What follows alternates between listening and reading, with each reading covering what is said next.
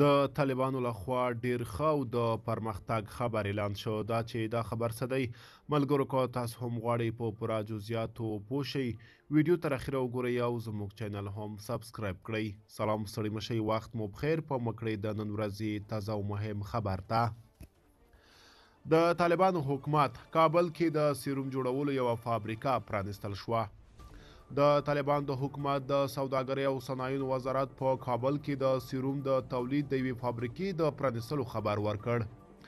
دغه فابریکه د 25 میلیونو ډالرو په لګښت جوړه شوې چې په ورځني ډول د بیلابیلو طبي سیرومونو د 110,000 کڅوړو د تولید ظرفیت لري او څه باندې 1000 تنو ته یې کاري فرصتونه برابر کړي دي.